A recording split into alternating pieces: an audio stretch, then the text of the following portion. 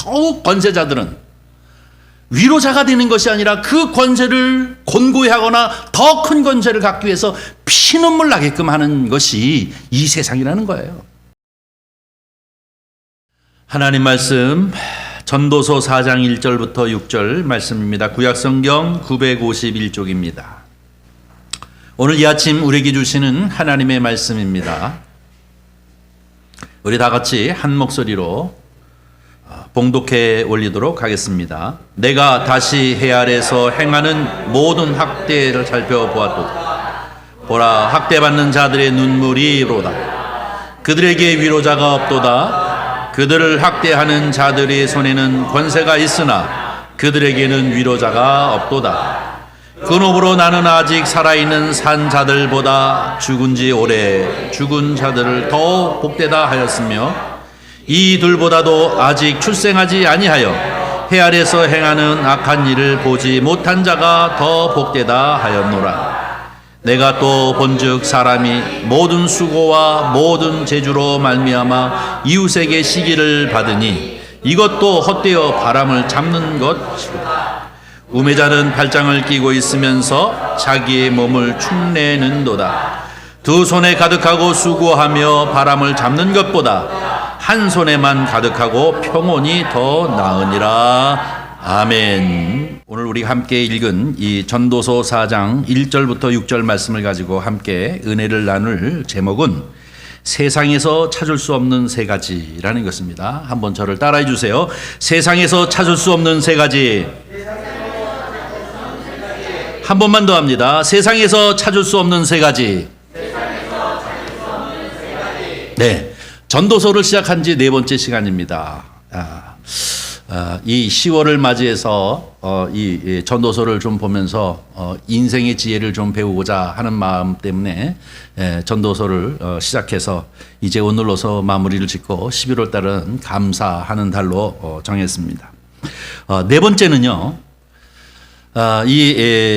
세상에서 찾을 수 없는 것 세 가지가 있다라고 오늘 본문 말씀에 얘기하고 있는데요. 이 전도서를 가만히 보면서 저도 설교를 준비하고 그리고 은혜를 받으면서 이렇게 얘기했는데 정말로 이 전도자 솔로몬은 지혜의 왕이구나 하는 것을 느끼게 되어집니다. 우리가 어떻게 인생을 살아가는 것이 가장 지혜롭게 사는 것이고 하나님 백성다운 모습으로 살아가는 것인가 하는 것들을 구구절절히 우리에게 가르쳐주고 있습니다. 근데 거기서 가장 1장서부터 12장까지의 가장 기초적인 생각은 무엇이냐면 올람과 헤벨이다 라는 말씀을 드렸죠. 해 위의 것과 해 아래 것에 관한 이야기를 하면서 이 해 아래 것은 헛되다 라고 하는 표현들을 이제 쓰게 되어지는데요. 오늘은 특별히 이 세상에서 찾을 수 없는 것 세 가지를 얘기하고 있는데 한번 잘 들어보시기를 바랍니다. 아마 우리가 일상을 이렇게 묵상하면서 보면 이게 참 귀하고 맞는 말이구나 하는 생각을 하게 되어질 것입니다. 제일 첫 번째로 우리가 이 세상에서 찾을 수 없는, 그러니까 해 아래에 있는 이 헤벨에서 찾을 수 없는 것 중에 제일 첫 번째가 뭐냐면 위로를 찾을 수 없다. 위로를 찾을 수 없다라고 얘기하고 있습니다. 오늘 본문 말씀 1절 말씀을 한번 보도록 하겠습니다. 1절 말씀 저와 같이 함께 한 목소리로 다시 한번 읽도록 하겠습니다. 내가 다시 해 아래에서 행하는 모든 학대를 살펴보았도다. 보라, 학대받는 자들의 눈물이로다. 그들에게 위로자가 없도다. 그들을 학대하는 자들의 손에는 권세가 있으나 그들에게는 위로자가 없도다. 위로가 없다는 얘기는 위로하는 사람이 없다라고 하는 이런 말을 얘기하고 있는 것입니다. 여러분, 이 세상은 자꾸 살아가면 살아갈수록 더욱 각박해지고 있음을 우리가 피부로 느낍니다. 풍요가 있는 것 같지만 그러나 사람과 사람 사이에는 엄청 각박해지고 정말로 눈물을 흘릴 일들이 참 많아집니다. 아까도 잠깐 이 기도 시간에 말씀을 드렸습니다만은 아주 이 큰 참사가 그냥 이런 일이 있어서는 안 될 터인데 자꾸 생기는 이런 모습들을 보면 어쨌든 세상은 자꾸 각박해지기 시작하고 또 뿐만 아니라 그것으로 끝나는 것이 아니라 눈물을 흘리는 여러 가지 일들이 자꾸 많아지는 것을 봅니다. 그러면 이럴 때일수록 우리 눈물을 닦아주는 사람들도 점점 많아져야 되지 않겠습니까? 그런데 오늘 이 솔로몬 왕은 자기 인생을 다 살고 나서 이 말년에 이 전도서를 기록하면서 얘기하기도 다 살아보고 보니까 결국은 이렇게 눈물 흘릴 일도 일일이 참 많고 많기는 많은데, 그러면 위로자도 많아야 되는데 위로자들이 점점 더 없어진다라고 이렇게 얘기하고 있습니다. 이 1절 하반절에 보면 이렇게 얘기합니다. 그들을 학대하는 자들의 손에는 권세가 있으나 그들에게는 위로자가 없도다 라고 얘기합니다. 이 얘기는 무슨 얘기입니까?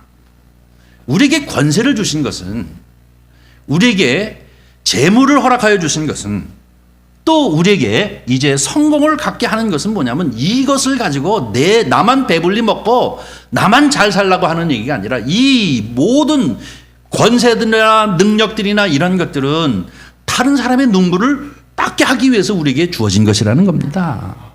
근데 이게 안 되는 것이 우리의 삶의 현실이 아닙니까? 더욱 권세자들은 위로자가 되는 것이 아니라 그 권세를 곤고히 하거나 더 큰 권세를 갖기 위해서 피눈물 나게끔 하는 것이 이 세상이라는 거예요.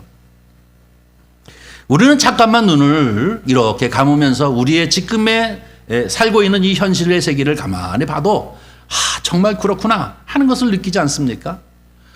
권세를 가지면 권세를 가진 대로 그것을 가지고 봉사해야 되고 더욱 눈물을 닦는 일을 위해서 이제 선정을 펴야 하는데, 재물을 가진 사람은 재물을 가진 것 가지고 사람들을 갖다 짓누르는 것이 아니라 이것을 가지고 더 안전을 위해서 더 이제 잘 살 수 있도록 사람들을 돕고 섬기는 일들을 위해서 써야 하는데, 이 세상에는 위로자가 없다는 거예요. 더 힘들면 힘들수록 눈물 닦아주는 사람들도 더 많아져야 하는데, 더 그런 것이 아니라 자꾸 더 없어지는 것이다 라는 겁니다. 그러기에 뭐라고 얘기하고 있습니까? 자, 이 세상은 정말로 찾을 것이 이 세 가지가 있는데 그 중에 위로자가 없는 것, 이것이 분명하다라고 이렇게 얘기하고 있는 것을 봅니다. 권세를 가진 사람은 권세를 가지고 많은 사람들의 눈물을 닦아줘야 하는데 그렇지 못하다는 거예요. 더욱 그 권세를 가지고 눈물을 흘리게 한다는 거예요. 재물을 가지고 있는 사람은 이것을 가지고 이제 고통 중에 있는 사람들의 눈물을 닦아줘야 하는데, 이 재물을 가지고 더욱 큰 재물을 얻기 위해서 그들을 짓밟는 그러한 상황이 계속 우리의 삶 가운데 나타나고 있다는 것입니다. 명예를 가지고 있는 사람들도 마찬가지입니다.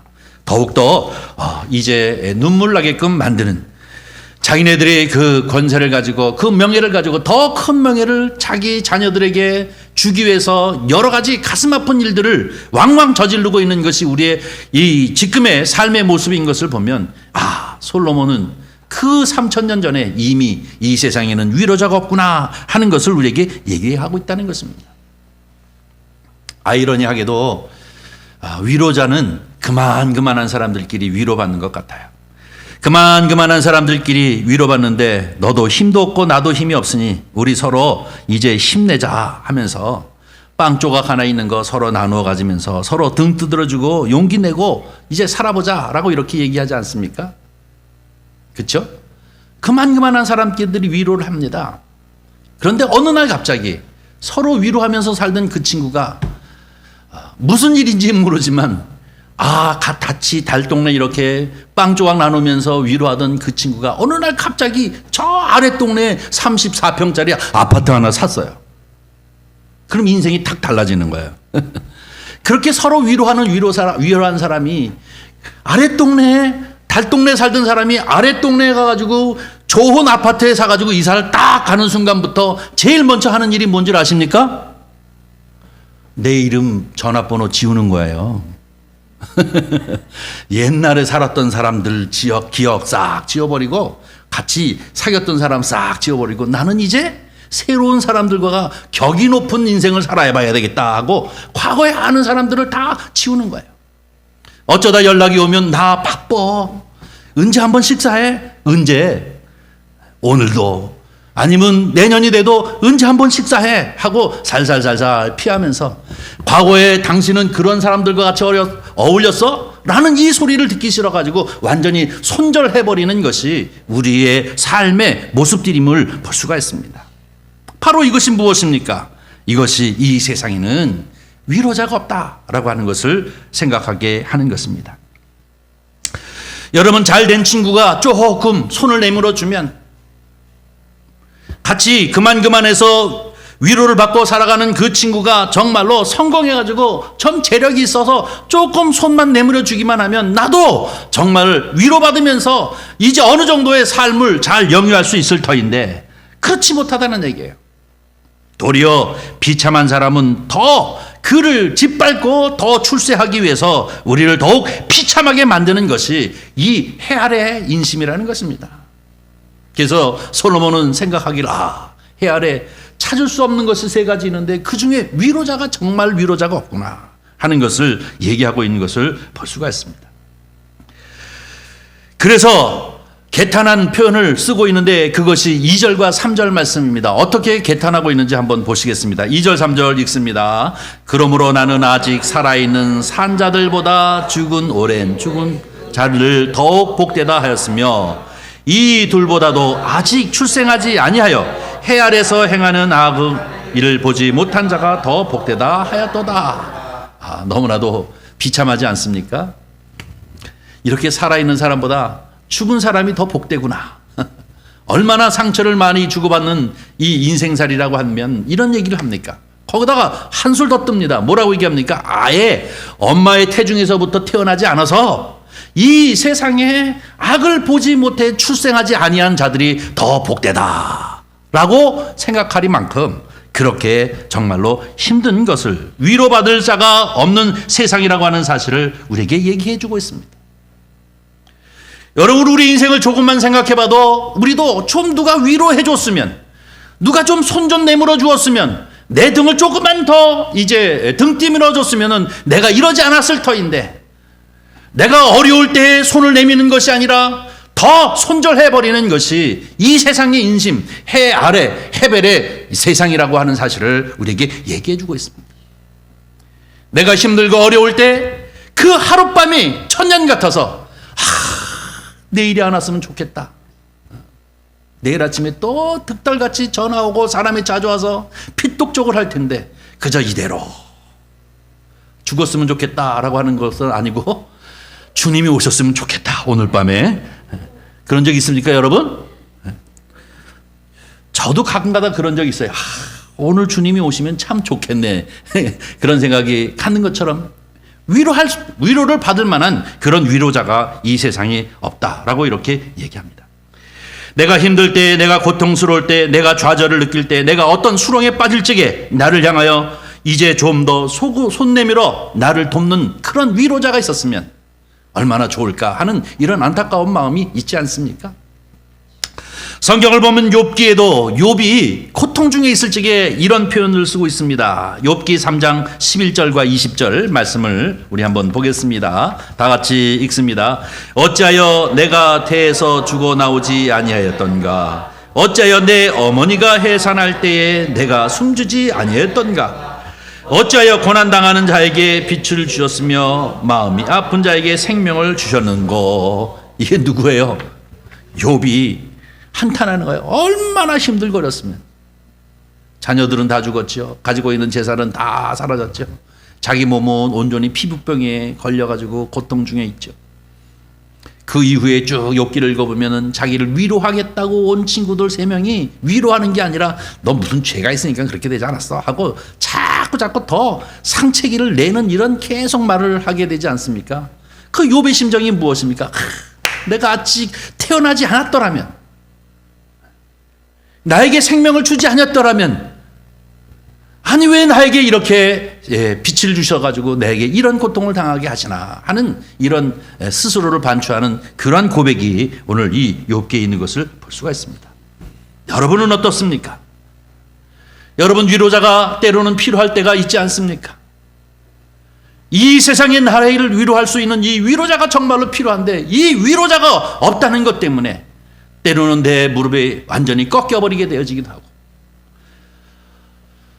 좌절을 맛보며 널브러져 버리는 이런 상황이 생겨 있을 때가 참 많지 않습니까? 그때 나를 향하여 손 내밀 수 있는 분이 있었다면 하는 이런 마음이 있지 않습니까? 근데 여러분, 우리 마음 가운데 스물스물 그런 분 한 사람이 이제 생각납니다. 어떤 분입니까? 예수 그리스도께서 바로 이 세상에는, 이 헤벨의 세상에는 찾아봐도 위로자가 없는 이 세상이지만 저 올람의 세계인 하나님의 아들 예수 그리스도가 이 세상에 오셔서 저와 여러분의 위로자가 되어 주신 줄 믿습니다. 이것이 오늘 전도자가 우리를 향하여 주고자 하는 얘기입니다.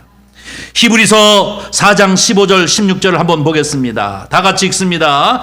우리에게 있는 대제사장은 우리의 연약함을 동정하지 못할 이가 아니요 모든 일에 우리와 똑같이 시험을 받으신 이로되 죄 없으시니라. 그러므로 우리는 긍휼하심을 받고 때를 따라 돕는 은혜를 얻기 위하여 은혜의 보좌 앞에 담대히 나갈 것이니라. 아멘. 우리의 대제사장이 누구십니까? 예수 그리스도 아닙니까? 그분은 어떤 분입니까? 하늘에만 계셔가지고 인간의 아픔과 고통, 좌절 이런 것들을 모르시는 분이 아니라 친히 그분께서는 동정녀를 통하여 육신을 입고 이 세상 가운데 오셔서 우리와 똑같이 배고픔도, 우리와 똑같이 억울함도, 우리와 똑같이 배신당함도 다 체휼하셨다, 경험하신 분이라는 거예요. 그래서 그분은 여러분의 심정을 잘 알고 내 심정을 잘 아시는 분이기 때문에 그분은 위로자라는 것입니다. 그분은 우리의 위로자가 되시는 것입니다. 이 세상에는 아무리 눈을 씻고 찾아볼 수 없지만, 위로자가 없지만, 그러나 우리 예수 그리스도는 우리에게 있어서 큰 위로자가 된다는 것입니다. 그러므로 16절, 그러므로 우리는 긍휼하심을 받고 그 때를 따라 돕는 은혜를 얻기 위하여 저와 여러분은 매 주일마다 주님 앞에 담대히 그 보좌 앞으로 나가 하나님의 은혜를 힘입고 그의 위로를 받는 축복이 있는 줄 믿습니다. 이게 예수 그리스도를 믿는 믿음의 재미예요. 이것이 예수 그리스도를 믿는 믿음의 기쁨인 줄 믿습니다.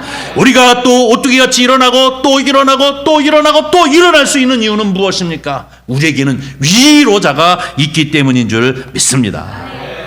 사랑하는 성도 여러분, 우리가 힘들고 어려울 때 위로를 받기 위해서 친구에게 쫓아가가지고 커피 한 잔 얻어먹고 실컷 얘기해봐야 돌아오면서 더 마음이 공허할 수밖에 없어요.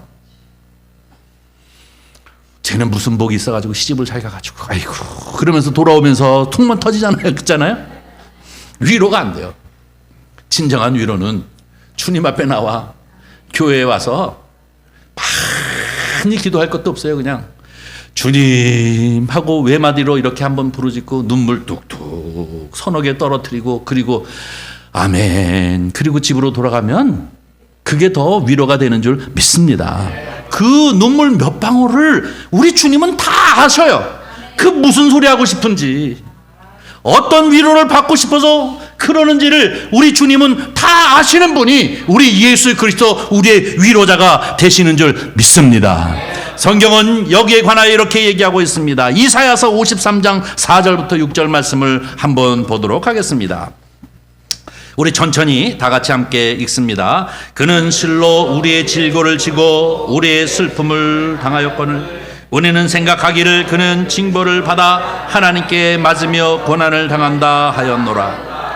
그가 찔림은 우리의 허물 때문이요 그가 상함은 우리의 죄악 때문이라. 그가 징계를 받음으로 우리는 평화를 누리고 그가 채찍에 맞음으로 우리는 나음을 받았도다. 우리는 다 양 같아서 그릇 행하며 각기 제 길로 갔거늘 여호와께서는 우리의 모든 죄악을 그에게 담당시키셨도다. 아멘. 우리 주님이 오신 이유가 이거란 말입니다. 그가 배고픔을 당한 이유가, 그가 채찍을 맞은 이유가, 그가 제자들로부터 하여금 배신을 당하는 그런 아픔을 경험하게 되어진 이유가, 그가 굶주림과 배고픔과 목마름 뿐만 아니라 십자가에 달려 죽기까지 하는 이유가 무엇이냐? 저와 여러분의 위로자가 되시기 위한 것인 줄 믿습니다. 그래서 솔로몬은 이 해 아래, 이 헤벨의 세계에는 찾아도 찾을 수 없는 이 위로가 저 올람의 세계인 예수 그리스도께서 이 세상에 육신을 입고 오셔서 우리의 위로자가 되신다고 하는 사실을 우리에게 깨닫게 하시는 말씀이 바로 오늘 본문 말씀인 줄 믿습니다. 사랑하는 성도 여러분, 여러분 힘듭니까? 지금 어렵습니까? 위로가 필요합니까? 다 다른데 이런데 저런데 쫓아다니면서 전화 걸고 만나줘 해가지고 커피 한 잔 얻어먹고 속삭여가지고 집으로 돌아오는 것이 아니라 주님 앞에 위로를 받으시는 성도님들 되시기를 주의 이름으로 간절히 축원합니다. 자꾸 남편한테 위로받으려고 그러지 마세요. 상처만 받아. 그러지 말고 주님 앞에 나와 눈물 뿌리세요. 주께 애통하는 자, 십자가 앞에 애통하는 자.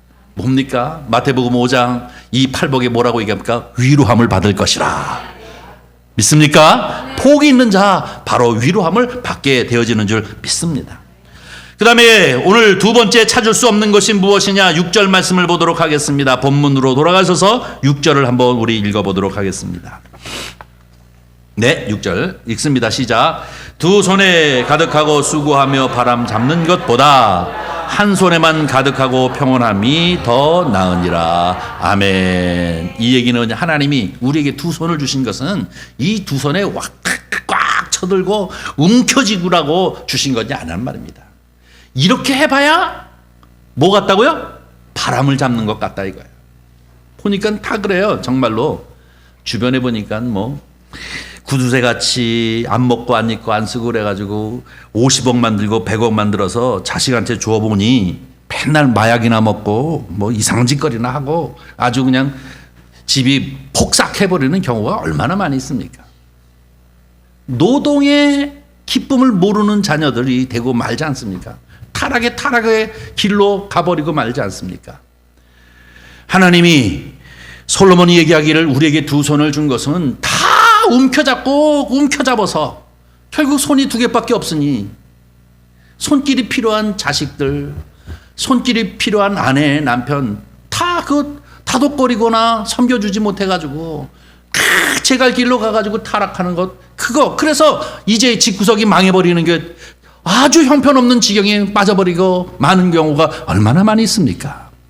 우리 주님은 우리에게 두 손을 주신 것은 움켜쥐라는 것이 아니라 한쪽 편에 움켜쥐고 바람을 잡는 것처럼 그러다가 허덕허덕거리다가 인생 끝나버리는 그래서 다 망조를 들여버리는 것이 아니라 이 한 손에 많이 갖고 이 한 손에는 뭐예요? 섬기는 거예요. 이것이 중요합니다. 그래서 보니까 두 손에 가득 쥐고 바람을 잡는 것보다 한 손에 가지고 이제 뭐예요? 평온을 찾는 것이 낫다라고 하는 말씀이 오늘 본문 말씀 6절의 말씀인 줄 믿습니다. 여러분 우리의 손길이 필요한 사람들이 얼마나 많습니까? 아주 간단하게 얘기하면 우리의 가족부터 그렇지 않습니까? 우리의 자녀들이 우리의 손길이 얼마나 필요로 합니까? 우리 아내와 우리 남편들이 우리의 손길 따뜻함이 얼마나 필요합니까? 이것을 통해서 가정이 평온하고 이것을 통해서 우리 지역이 평온한 이 서로가 서로 섬겨주고 도와주고 하는 이 손길이 있는 것이 바로 평온이 있는 줄 믿습니다. 근데 우리 인생이라는 것이 근본적으로 탐욕이 너무나 많아가지고 두 손에 잔뜩 움켜쥐고 그리고 정말로 손길이 필요해서 평온을 느끼는 거기에 가서는 손길을 전혀 미치지 못하는 경우가 많다는 것입니다. 예수 믿는 분들도 그런 분 많아가지고 아이고 우리 마누라 보기 싫어가지고 나 교회 안 다녀 그런 사람들도 있어요.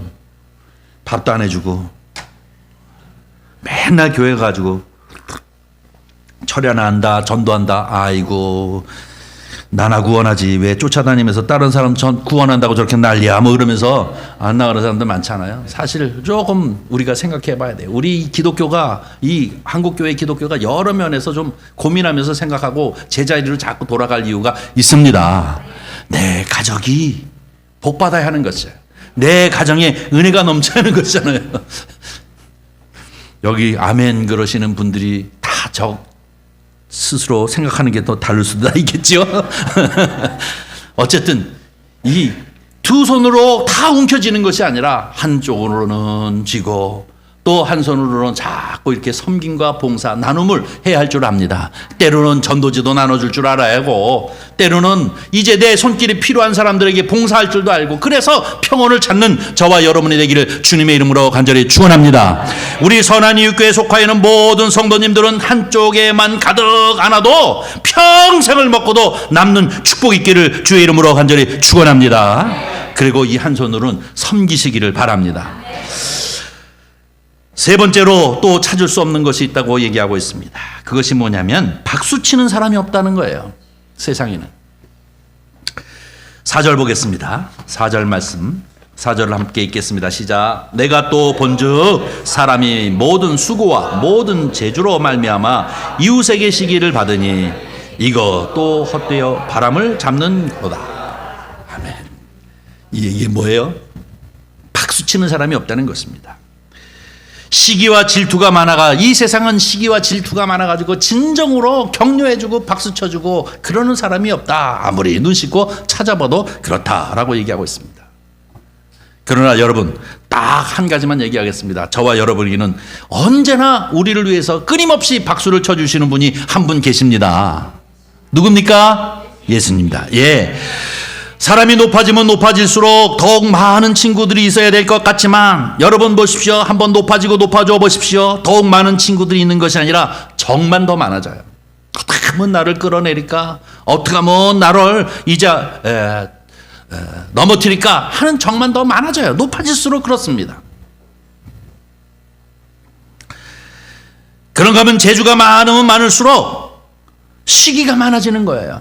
저 사람은 이런 재주 있고 저런 재주 있고, 야 대단하다, 야 대단하다, 막 이렇게 칭찬하고 격려하고 박수 쳐주고 이런 사람들이 이 세상에 많을 것 같죠. 박수 치면서 이쪽 한쪽으로는 섭섭해. 왜 저 사람만 있어? 나는 왜 없어? 하고 섭섭하지 않습니까? 이 설교를 가만히 준비하면서 저 자신을 한번 돌아봤는데 저도 잘 박수를 못 치더라고요. 사촌이 땅을 사면 배가 아프다고, 아이고 잘 됐네 그러면서, 어떤 친구가 만약에 좋은 물건을 하나 샀으면, 야 나 이거 정말 샀는데 500만 원 줬어 그러면은 괜히 마음이 아파가지고, 야 그 인터넷에 사니까 380만 원이면 살 수 있는데 뭐 괜히 이래가지고 초칠 이유가 하나도 없잖아요. 아이고 잘 샀다, 야 좋겠다 이러면 되는 일을 괜히 거기다 그런 소리를 해가지고 나도 상하고 그 500만 원 주고 산 사람이 얼마나 진짜 황당하겠습니까? 속 터지고. 이렇게 박수치는 사람이 없단 말입니다. 이 세상이 인심이 그렇다는 거예요. 정말로 나의 성공을 진심으로 박수 쳐주고 같이 기뻐하고 즐거워하고 격려하는 사람이 없습니다. 그래서 어떤 의미에서는 우리가 성공한다고 하는 것은 외로움의 종착역이라고 얘기하고 있지 않습니까? 근데 또 한 가지, 오늘 본문 말씀 5절 말씀이 너무 재미있는데요. 한번 읽어볼까요? 우매자는 팔짱을 끼고 있으면서 자기 몸을 축내는도다. 나는 그렇게 시기하는 사람들이 싫어가지고 나 출세 안 해. 나 시기하는 사람들이 적이 많아질까봐 나는 이제 성공 안 해. 그러는 우매자도 있다. 이 얘기를 지금 하고 있지 않습니까? 그렇다고 해서 굳이 5절처럼 우매자가 되어져가지고 지금 여기 얘기하는데 자기 몸이나 축내는 인생이 되어질 이유는 없습니다. 왜 그럴까요? 우리에게 격려자가 있는 줄 믿습니다. 누가? 우리 예수 그리스도께서 우리를 향하여서 언제나 진심으로 박수 쳐주고, 우리가 늘 우리 스스로보다도 잘 되기를 위해서 늘 이제 격려해주고, 야 잘했다, 가봐, 더 내가 함께 할게 하고 우리와 같이 함께 박수치고 즐거울 뿐만 아니라 우리와 같이 뛰어주시는 분이 있는데 그분이 우리 주님이신 줄 믿습니다. 주눅 들지 마십시오. 우리의 영원한 치열이다, 우리의 영원한 지지자, 우리를 영원히 격려하며 박수치시는 분이 예수님이시라는 것입니다. 이 세상에는 없지만 우리 주님은 우리와 함께 뛰십니다. 우리와 함께 동행하십니다. 나보다 내가 더 잘되기를 바라시는 분이 우리 주님이십니다. 잘했어 최고야. 그래서 우리가 주일마다 집사님 최고예요 하는 이유가 우리 정말로 진정한 격려자, 진정한 우리 모든 성도의 치어리더가 되어주시기를 바랍니다. 성경을 보면 예수님께서는 언제나 우리와 함께 하셨습니다.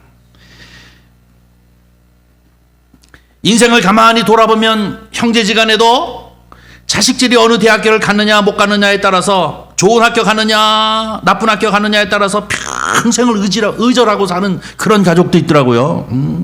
큰 집에는 서울대 갔대, 아유 이 새끼들 이러면서 다음부터 안 만나 그리고 의존하고 사는 집들도 있고 그런데요. 그 얼마나 그냥 좋은 학교 갔다고 막 박수 쳐주고 그러면 얼마나 좋아요. 박수는 치는데 여기가 배가 살살 아파가지고 그다음부터는 꼴도 보기 싫어서 안 만나는 경우가 참 많지 않습니까? 그러나 우리 주님은 우리의 격려자인 줄 믿습니다. 스데반이 돌을 맞을 때 예수님께서는 박수치면서 그를 격려하고 힘을 주셨습니다. 사도 바울이 하나님의 말씀을 증거하기 위해서 이곳 저곳을 다닐 때마다 많은 사람들이 쫓아다니면서 그의 발을 걸어 넘어뜨리려고 했지만 우리 주님은 사도 바울과 같이 함께 뛰신 분이 우리 예수님인 줄 믿습니다. 마찬가지로 저와 여러분이 이렇게 늘 하나님 앞에 나와 예배할 때마다 늘 주님 안에서 살아갈 때마다 우리 주님께서는 전적으로 우리를 향하여 박수치시고 우리를 격려해 주시고 우리와 동행해 주시고 우리와 함께 달려가 주시는 분이 우리 주님이심을 믿으시기를 바랍니다. 솔로몬은 이 세상에 이 세 가지 위로자도 그리고 평온함도 그리고 나를 박수치는 사람도 헤벨의 세상에서는 없지만 찾아볼래야 찾아볼 수 없지만 그러나 신약에 돌아와서 그분이 계신데 바로 누구입니까? 예수 그리스도. 그분은 우리의 위로자가 되시고 우리를 위하여 박수치시는 분이 되어주시고 더 나아가서 우리의 평온함이 되어주시는 분이 우리 주님이신 줄 믿습니다. 사랑하는 성도 여러분, 우리 주님은 언제나 저와 여러분을 향하여 너는 최고야 집사님 뭐 최고야 하는 식으로 우리를 향하여 언제나 격려해 주시는 분이 계심을 우리가 기억하면서 우리는 좌절하거나 낭망하지 아니하고 주님 앞에 위로를 또 주님 앞에 이 격려를 받으면서 날마다 주 안에서 승리하며 주께 영광을 돌릴 뿐만 아니라 기쁨으로 감사함으로 즐거움으로 우리를 향하여 주시는 그 은혜를 따라서 늘 행복한 삶을 사시는 성도님들이 되시기를 주의 이름으로 간절히 축원합니다. 오늘 이 가을을 맞이해서 이 솔로몬이 우리를 향하여 주시는 이 말씀들을 우리가 주옥 같은 말씀을 자꾸 기억하면서 헤벨과 올람의 세계가 과연 이런 것이구나. 내 인생의 때를 따라 하나님께서 축복하시는 것이 과연 이런 것이구나. 나에게 위로자가 되시기도 하시고 나에게 끊임없이 박수치며 격려하시는 분이 바로 우리 주님이시구나. 나를 위해서 고난당하시고 십자가에 죽기까지 하셨지만 그것은 우리를 위한 것이구나 하는 이러한 마음을 다시 한번 우리가 깊이 새기면서 온전히 주 안에서 날마다 승리하며 주께 존귀와 영광을 돌리며 주의 위로를 받으며 주의 격려를 받으며 살아가는 저와 여러분이 되기를 주님의 이름으로 간절히 축원합니다. 기도하겠습니다. 자비로우신 아버지 하나님, 주님의 은혜와 사랑 감사합니다. 이렇게 매 주마다 한 주간을 시작하며 주님 존정 가운데 먼저 나와 예배하게 하여 주시옵시고 주께서 우리를 향하여 주시는 이 말씀을 통해서 은혜를 받게 하시고 또 격려를 얻게 하여 주시옵시고 또 아버지 하나님 힘을 얻을 수 있도록 은총을 베풀어 주심을 진심으로 감사드립니다. 아버지 하나님 이 말씀이 우리에게 언제나 능력이 되게 하시고 또 아버지 하나님 생명이 되게 하시고 믿음이 되게 하여 주시옵시고 또 기쁨이 되어지도록 주님 축복하여 주시옵소서. 우리가 아버지 하나님이여 좌절을 느끼거나 또 헤매이는 인생을 사는 것이 아니라 오직 주만 바라보며 늘 승리하며 감사하며 기쁨 가운데 사랑 가운데 많은 사람들에게 선한 영향력을 미치며 살아가는 주의 백성이 되어지도록 축복하여 주시옵소서. 아버지 하나님, 오늘도 우리에게 허락하신 이 말씀이 곧 우리에게 믿음이 되기를 간절히 바라옵고 나오며 우리 구주 예수님의 이름으로 기도하옵나이다. 아멘.